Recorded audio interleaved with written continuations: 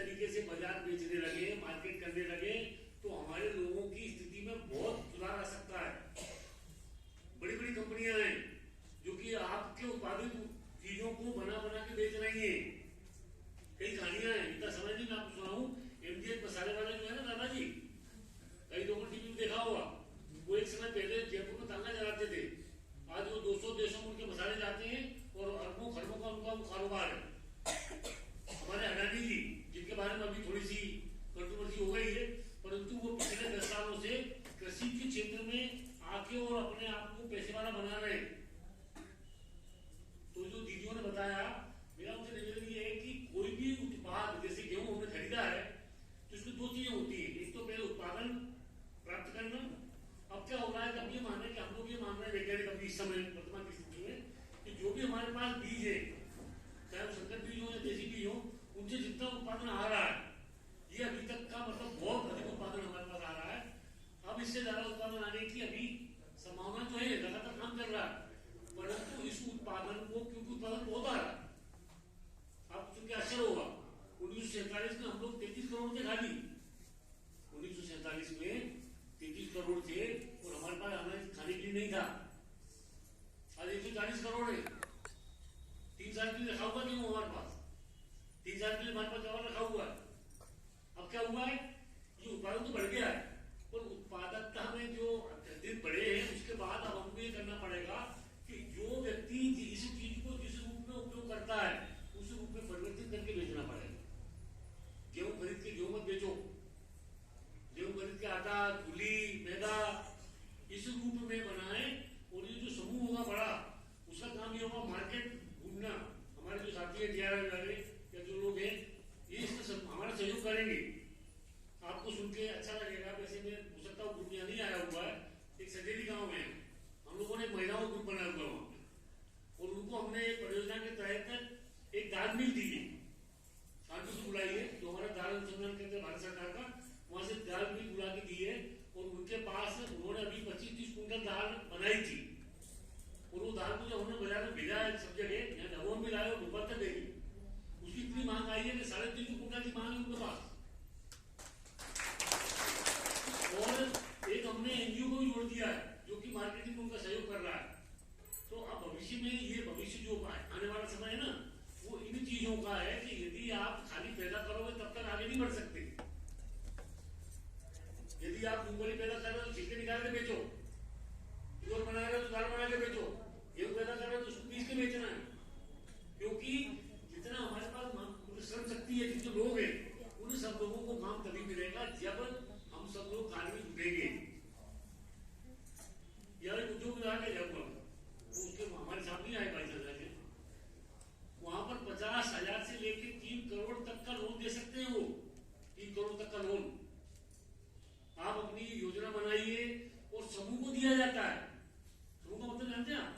एक बार आप बताते थे आपको एक लकड़ी तोड़ो तो टूट जाती है, 4 को बांधो तो नहीं टूटती, समझ गए ना? मतलब ये था कि यदि समूह है तो उसको ताकत दे, नुकसान होगा बांट लें, फायदा होगा तो बांट लें, और ज्यादा दिक्कत आएगी तो समझ तो पड़ जाएगा कि कहां गड़बड़ हो रही है हमसे। तो ये जो लोन मिलता है, उस लोन में से आपको शायद पता होगा, नहीं हो तो आप पता लगा लीजिए, 35% सब्सिडी है। सब्सिडी का मतलब होता है जो आपको नहीं भरना है।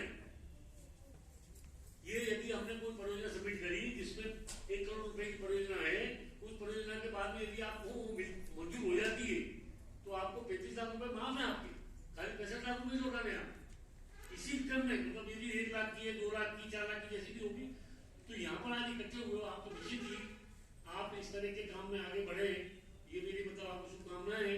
कृषि विज्ञान केंद्र का काम लोगों में ज्ञान बढ़ाना है, पैसा बढ़ाना नहीं, ज्ञान बढ़ाना। ज्ञान से पैसा, ज्ञान से आता ना। तो हम ये मानते हैं कि इनडायरेक्ट वे में कृषि विज्ञान केंद्र के द्वारा यदि आप सीखते कुछ करते, तो हमारे जो सहयोगी विभाग है, कृषि विभाग है, उद्यानिकी है, बाकी सब जो विभाग बैठे हैं, हम लोग मिलकर यही काम करते हैं कि इनके यहाँ से योजना का संचालन होता है और हम उनके साथ साथ में ज्ञान देते हैं।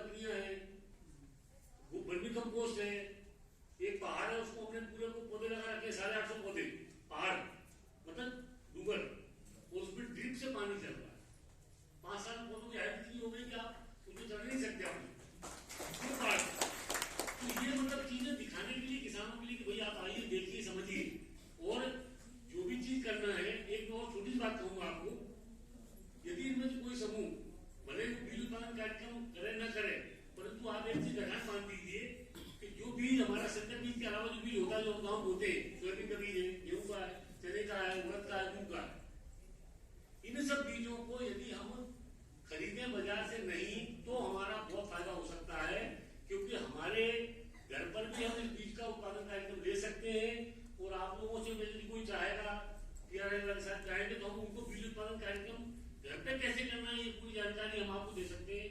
3-4 दिन की ट्रेनिंग प्रोग्राम होगा, हमारा भी खुद का होगा अपना बाजार से हमको बीज नहीं खरीदना।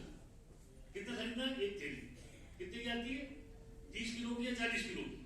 उसी बीज को आप घर पे लगाओ और उससे आप 5 कुंटल बीज बनाओ और उस बीज को अपने सभी खेतों में लगाओ और वो बीज आपको 3-4 साल तक चलेगा।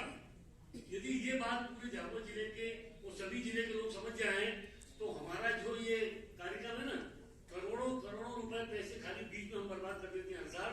हमको गलत फहमी है कि जो दुकान में मिलता है ना वो अच्छा बीज है, सबसे अच्छा बीज वही है, जबकि वो तो व्यापारी है, उसके बीज होता ही नहीं है। हाँ, हमारे केंद्र पर झाबुआ में केवीके में हम लोग हर साल 30 लाख रुपए का बीज बनाते हैं। काय का? गेहूं का। क्या भाव का है? 8,500-7,500 रुपए कुंटल। सोयाबीन का 12,000 रुपए कुंटल, चने का 16,000 रुपए कुंटल। इसी जमीन में तो जो विधि हम अपनाते हैं वही विधि हम आपको बताएंगे, तो कम से कम आपको अपनी जरूरत के हिसाब से आपको बीज नहीं खरीदना पड़ेगा, ये हम आपको श्योर कर सकते हैं। बशर्ते आप यहाँ के हमारे साथ ट्रेनिंग ले लो तो आप। तो ये बिल्कुल कुछ बातें थी जो मुझे बताना थी। कृषि विज्ञान केंद्र अपने सीमित कुछ गाँव में काम कर पाता है क्योंकि हमारे पास स्टाफ सीमित है, परंतु हमें इस तरह का कोई जैसी जगह मिलेगी, कोई व्यक्ति चाहे तो हमारा एक बाहर बोर्ड लगा हुआ, उसमें सबके टेलीफोन नंबर लिखे हुए हैं। आप सब लोग जाके समय फोटो खींच रहे और आपको खेती करते समय कभी भी कोई भी समय की तरह की समस्या आए, पैसे वाली नहीं, कीड़ा लग गया है, बीमारी लग गई, गेहूं लगाना है, 2 पानी वाला है, 2 पानी वाला होता है, 6 पानी वाला होता है, सब तरह का होता है। हमारे जिले की कौन सी चीज ऐसी हो सकती है, मिट्टी परीक्षण करवाना है तो हमको यहाँ करा सकती है। तो ये सब चीजों के लिए कृषि विज्ञान केंद्र की स्थापना की गई। तो आप लोग जितना हमसे जुड़ेंगे आपका फायदा होगा और निश्चित ही हम आपको मतलब विभाग के साथ साथ चल के हम लोग कोशिश करते हैं कि जितने हमसे जो लोग किसान है, बेटा तो हमारे पास कई किसान है जिनको हम कोई सहायता नहीं देते, वो बड़े किसान है, वो पैसे वाले, परंतु लगातार हमसे संपर्क में जुड़े हुए हैं और उनको हमने काफी सहयोग किया है, तभी वो आगे बढ़े। तो भी चाहते हैं कि आप लोग भी आज यहाँ पर है, आने वाले 5 सालों में उससे बहुत आगे जाए। जीवन में बहुत कम समय होता है निर्णय लेने का, यदि हम आज निर्णय नहीं ले पाए तो आने वाले 2-4 साल में हमारी क्षमता कम हो जाती है, हमारी उम्र बढ़ जाती है, हम कोई रिस्क नहीं ले सकते। तो जितनी जल्दी हम लोग इसमें आगे बढ़ेंगे अच्छा होगा। और मैं ये मानता हूँ कि ये समय, ये युग अभी समय स्वरोजगार का है, एंटरप्रेन्योर का है, उद्यमियों का है, नौकरी वालों का नहीं है। नौकरी वाले तो एक सीमित दायरे में चलते हैं, छोटी सी गली होती है उसमें चलते रहते जीवन भर। तो आप लोग उसमें आगे बढ़े और हम लोग आपके सहयोग में खड़े रहेंगे। आप अपने बच्चों को पढ़ाइए, बच्ची को पढ़ाइए। मैं ये मानता हूँ कि बच्ची ज्यादा सफल होती है, वो ज्यादा ठीक तरीके से किसी काम को करती है, बचत भी अच्छी करती है। तो आप लोग यहाँ आए उसके लिए बहुत बहुत धन्यवाद।